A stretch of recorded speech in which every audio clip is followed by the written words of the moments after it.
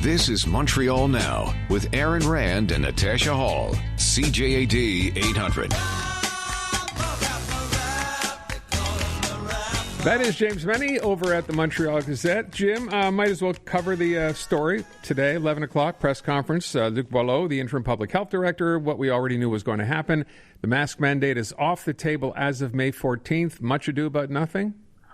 Yeah, I mean, as I've been saying now ever since they've been doing such a striptease on this, right, over the past month. But, yeah, the reality is the government will say, no, you don't have to wear it except on public transit or in medical centers. I think people have made up their minds now. You're either going to wear this because you are concerned and with some justification that it's not like this thing couldn't come back with a roar unexpectedly, or, you know, we'll all be getting very, very comfortable, and all of a sudden there'll be a news flash from the far side of the world, new highly contagious variant of COVID-19 discovered. What I find intriguing, though, is they're not saying it's over. They're saying we have to learn to live with it. Even this, you know, this is not the tombstone now. We're not going to date it from March 13th, 2020 to May 14th, 2022. And I guess that's what they mean by learning to live with it. I would be happier learning to live with it if I knew what the plans B, C, and D are for this government, and indeed for governments across the country, but I don't believe they exist.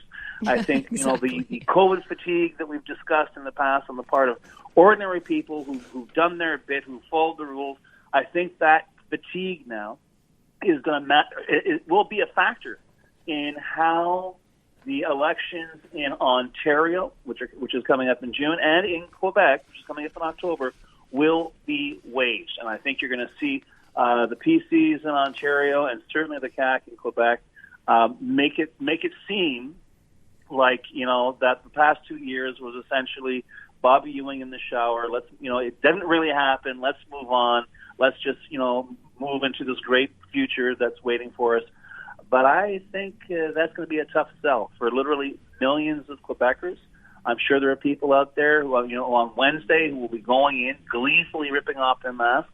I hope that will not intimidate those who still think that they want to wear a mask, that they're going to be heckled because they are, because, you never know, but, and it's happened in the past in other jurisdictions. Mm-hmm. Let's hope it doesn't happen here. But I got to tell you, I'm going to keep wearing a mask as long as I, go indoors. I've been dodging bullets for the past 2 years, and I don't even want to get grazed. So that's my point of view, and I have a sneaking suspicion there are a lot of people listening to me right now nodding their heads. You're talking to two of them. Yeah, absolutely. And I think most people, yes, there are still those. We did this earlier, Jim, as a question. The conspiracy theorists are still out there, or at least the mask deniers now. So they're still there. There are plenty of tinfoil hats out there. We're never going to get rid of them. It's not this, it'll be something else. But the bottom line is the government has basically said that one most memorable regulation that has been a mainstay throughout the entirety of this pandemic is over. So maybe next week I may lower my mask just to sip a martini and sort of say time to move on. Sounds good. Yeah, I mean, I'm all for that. I think you do what works for you in any given environment. I was saying I'm going to kind of like wing it in so much that if I don't feel safe, I will wear my mask. If I do feel safe, then perhaps I won't wear my mask. And I just hope that kindness and respect can prevail, although I'm a little dubious. Yeah, but you know what kind of gets me, though, is whether it's, Legault or Arruda or Dubé or Boileau, it's like the equivalent of saying, okay, it's safe to go through the minefield, but be really, really careful. Mm-hmm. Yeah. That's the thing that gets me. All right. Look, it's going to be interesting when that day does get here, and it's only 10 days away, to see what reaction does turn out to be like. I'm wondering, when we walk into a metro, like a grocery store, how many of those people still you think will be wearing a mask, and how many will simply say, okay, don't have to do it now. I wonder how, I'm just kind of wondering out loud. It's 50-50. I bet you it's more people without than it is with, but we shall see. Yeah, I'll bet you folding money, every cashier is going to be wearing a mask. I hope so. Yeah, for their own, hope so. Absolutely, benefit, yeah. Should we talk about this? So what's going on south of the border, having to do with Roe versus Wade, has made its way into Canadian politics, but specifically Quebec politics, Jim?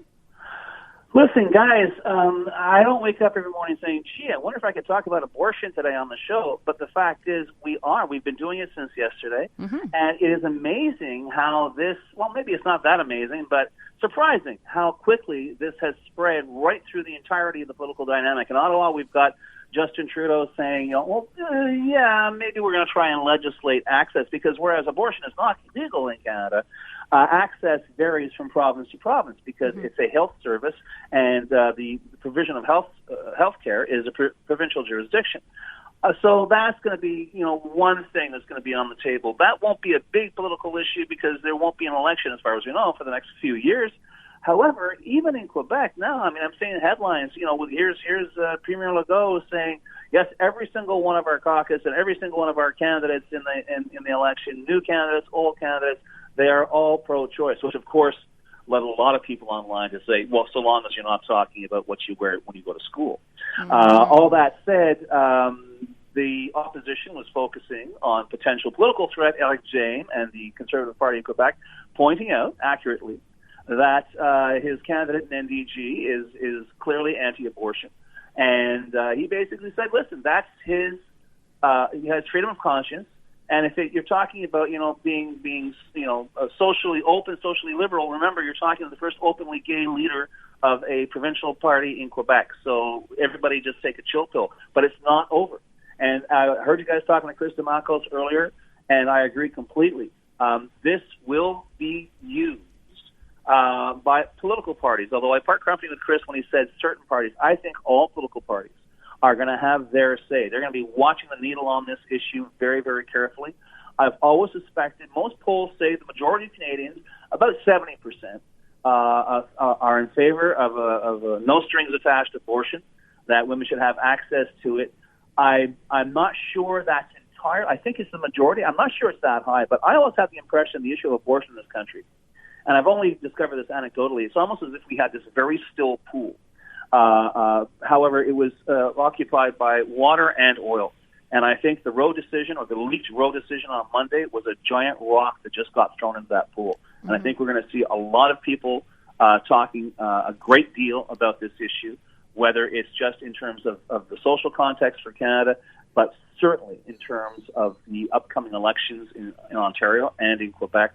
So, yeah, as I say, I didn't go around looking to talk about this, but I have a sneaking suspicion that all of us would be doing a lot more talking about this than we ever expected. Yeah, it is definitely going to find us as a topic. Jim, I want to, before we wrap up, because this will be my question of the day, Jagmeet Singh yesterday talking about the fact that he would like to see the voting age lowered to 16, brought out an expert who studies this kind of a thing, saying he actually thinks it's a really good idea. Just curious what you think.